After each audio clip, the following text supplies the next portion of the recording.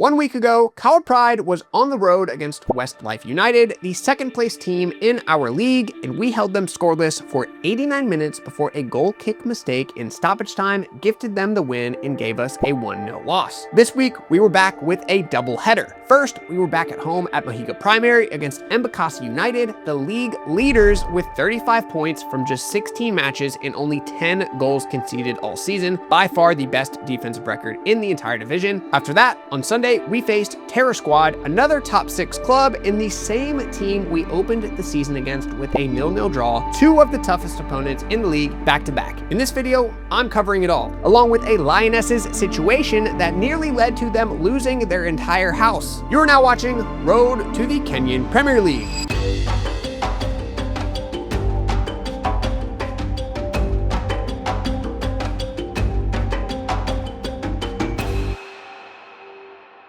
What's up everyone, my name is Hayes Knupp, JerseyBird founder and your host of Road to the Kenyan Premier League. Welcome back to Season 2, Episode 48 of the series. Before I get into it, if you haven't already, check out the club Discord server, the Lion's Den. It is a great way to support the club while also becoming a core part of our community. And shout out to our 3 Lion's Den art contest winners so far. Soul won in January with this team graphic, Bradders won with this masterpiece in February, and Boudreaux won with this Simba-inspired club crest in March. Each month, we do a random shirt giveaway and an art contest giveaway. So another reason to join the Discord, you can win a free shirt. And if your club is in need of new kits and apparel, visit JerseyBird.com and start a project with us. Tell us you came from this Road to the KPL series, and you will get 10% off your order and 10% donated directly to the club with a mention in our next financial report. I will link all support methods below. Thank you for the support. Now, back to the video. Let's jump right into the starting 11 for the match against Embakasi United, the league leaders. This is how we lined up. This was our starting 11. Karani starting off in goal with Sidiki Otieno and James Macharia at center back, Etyang at right back, and Kiari at left back. In the midfield, we had Marvin Okech and Austin Ochieng as our central defensive pair. And up top, we had George Uma on the left, Waniki playing as our captain at center mid, Felix Kamau on the right, and Ezekiel Dugu got the start at striker. This was actually a match that should have been played 2 months ago at the committee grounds, but the weather called it off back then. This time, the conditions could not have been better. A perfectly sunny afternoon at Mahiga. The match kicked off at 3:30 p.m. East African time, and the first 15 minutes were a bit of a midfield battle with both teams probing and neither side really settling in. But then, in the 15th minute, we found a chance. Yes, and that's not the case as Sadiki boot the ball into that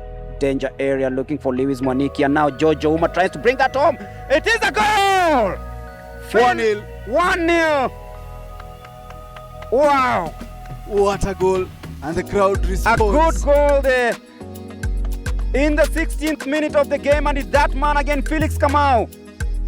He's always there when you need him. 1-0, Felix Kamau on the end of a Mwaniki delivery. Kamau has been on fire lately, the man in the right place at the right time again. After the goal, we settled, and Austin Ochieng was having another top-tier match, really putting on a good performance for him, both offensively and defensively. Embakasi were clearly getting a bit rattled. They came in as the top club expecting an easy win, and off the bat, it was not going how they thought it would. Their coach made 2 subs inside the first 35 minutes, trying to regain some momentum and control of the match. So that's been brought into that area, but then cleared nicely by the away side. Miguel Karani will be trying to get grip of that, bring the ball into the area, and Oh, that is a mistake from Karani. They'll be hoping the referee rescues them, but that was a howler. 1-1. A heartbreaking moment for Karani. That one definitely could have been avoided, but the ball ends up in the back of the net, and we are tied at 1. The whole team rushed over to lift him up, with Sidiki, Macharia, and Kiari all going to console him, while the bench stayed calm and composed. First half finished, and we went into the break level at 1-1.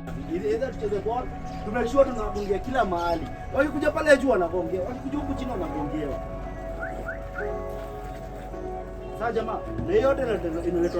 the second half, both teams came out with high energy. We were still the better side, controlling the pace, but we just couldn't find that next breakthrough. In the 55th minute, we made our first substitution with Ezekiel Dugu coming off for Moses Bwire. Bwire made an impact right away. Bwire for the first time on the ball, cuts inside, still with the ball. Bwire brings down, and it's been clattered. It's a free kick in a promising area. Moses Bwire already showing flashes of brilliance. Cutting inside on this first touch and winning a free kick in a dangerous area. And then a few minutes later, this run. Kahawa have the upper hand.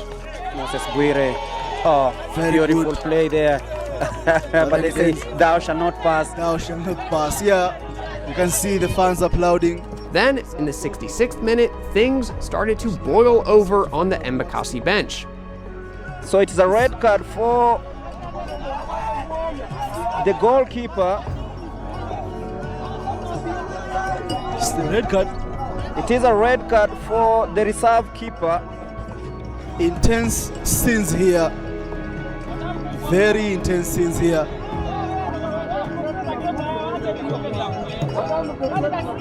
The fans are not having it. I think it is decent. Okay. Yeah, it's been sent off for... Is it dissent? Yeah, for dissent. Yes. And still a case here. The referee is not having any of this. More cards. I think he needs to control the game. We said he had this game under control. Another player has been booked on the bench. And it is a red card also. It's another red card. And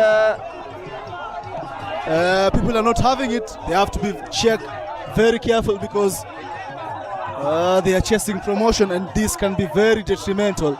A straight red card for the reserve keeper for dissent, and then a second Embakasi bench player red carded immediately after that. 2 reds, both on the bench in a matter of seconds. This is what happens when top teams feel some pressure, they get angry. Time kept ticking by, and in the 78th minute, we got our own free kick on the edge of the box, and Etyang stepped up to take it. If they went low. Let's see, good effort, but then it's blocked by the wall. In the 84th minute, Felix Kamau comes off for Brian Masharia as we add some height up top. The final minutes were tense with both teams pushing for a game winner. Etyang picked up a yellow in the 90th minute, but moments later, he had a chance to land a winner of our own. It's enough to find a goal. It is Austin. That's a good Lewis Mwaniki. Gideon Etyang tries to swing one in, but then just about misses the target. Then the final whistle blew, and we ended 1-1. It's very comfortable saving that. Yeah, and it is full time at the Mahiga Primary, and both teams have to settle for a draw because it ends 1-1.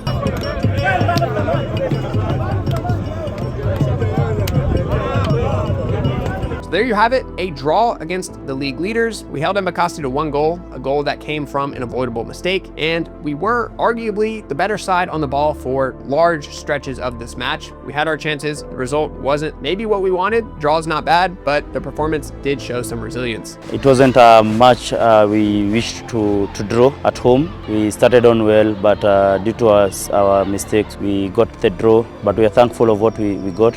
We are pushing for more. I think it was just bad luck. We were the better side.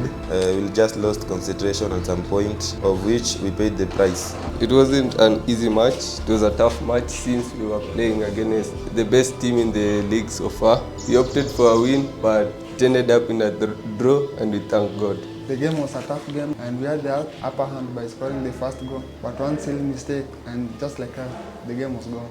We started the game with a big potential, but it was a little mistake for me. But I still put my head up. I did my best. Yeah.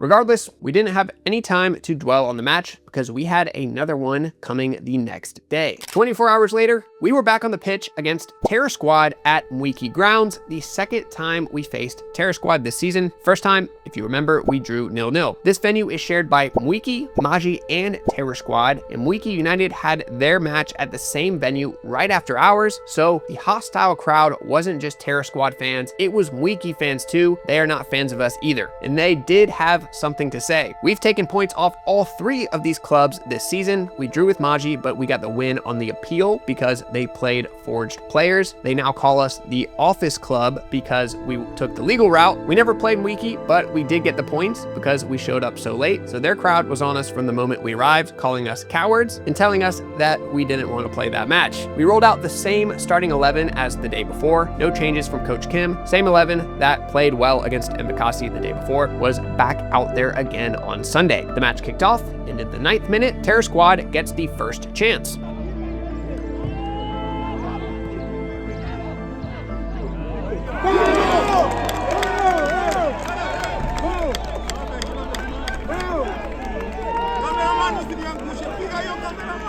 (1-0). The crowd went wild. Then, in the 25th minute, Mwiki got tripped up in the penalty area and George Uma stepped up to the spot.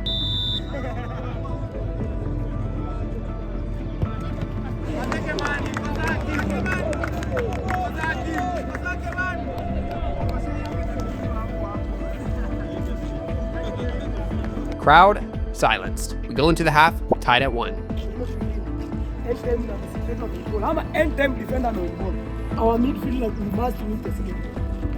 In the 53rd minute, we made a double change. Dugu came off for Robert Manyora, who came in at center attacking mid, which pushed Mwiki up top to striker. Then Felix Kamau came off for Moses Buire on the right wing, and these subs changed the match instantly.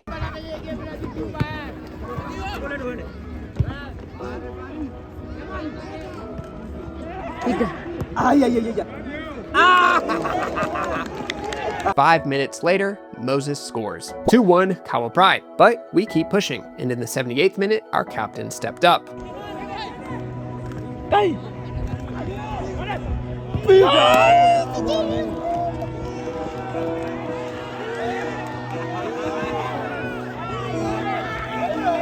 Louis Mwiki on the end of a James Musharia delivery. But what we didn't know is that Mwiki had history with some of the people in the crowd. He had been part of the U16 Kenya-Norway Cup program in 2017, and several of his old friends from that program were watching the match. So when Mwiki scored, he went over to taunt them, really just as a joke between old friends, but Karani saw what was happening and decided to join in. Only problem, Karani doesn't know those guys. So when Karani started taunting, the fans actually wanted a piece of him. Mwiki and Manyora had to step in and calm everyone down. That situation settled. Then the final whistle blew. 3-1, Kahawa Pride wins. A hard-earned draw on Saturday and a 3-1 win on the road Sunday. 4 points from the weekend. And honestly, the way we're playing right now, we are a completely different team than we were a month ago. Dramatic. Fantastic. Fantastic. Fantastic. It was fantastic. Exciting. Fabulous. Now, before we close out this video, we have to talk about something that happened with the Lionesses earlier this week. Around 7 p.m. on Sunday, our Lionesses tried to leave the clubhouse and found that someone had locked the gate from the outside. Immediately, they called Susan, who called Coach Kim, and Coach Kim then called the landlady. Within minutes, every single one of our coaches, players, and staff showed up at the gate, ready to figure out who had done this and what had happened. Even our club patron, Japheth, was there. The Alphas were there, the Lionesses leadership was there. Everyone was tense and upset. We asked some watchmen across the road who guard the opposing estate, and they told us exactly what they saw. They saw our landlady locking the gate with a man, and they even knew where that man was staying. So our leadership went straight to that Airbnb to confront her. The receptionist at the Airbnb clearly felt the tension, and she said only one of us could go through to the actual place that this person was staying at. So we sent Zach up alone. He confronted the landlady about why she locked our players inside. Ultimately, what we found out is that the landlady had been a problem from the beginning. No repairs, no renovations on the house since the Lionesses moved in, despite being promised. Because of that, the landlady's parents got involved and decided to take over the relationship with us directly, meaning our rent payments would now be going around the landlady to her parents, and she was not happy about that. So when she found out that things would be going around her, she crashed out and went and locked our players inside their house. It was a serious situation, but eventually the gate was reopened and the Lionesses were able to get out. Definitely an unexpected event to close out the weekend, but we're glad it got resolved and everyone is safe. In other news, 3 more members of our organization, team manager Zach, Wambui, a Lionesses center back and the U9 Cubs coach, and Godfrey, a coach on the Alphas technical bench, all received coaching certifications last week. And after the course, a couple Federation representatives stopped by our clubhouse to see what we had been working on. The chairman himself played some pool against the course instructor. Overall, it's good to see members of the football community taking notice of what we've been working on.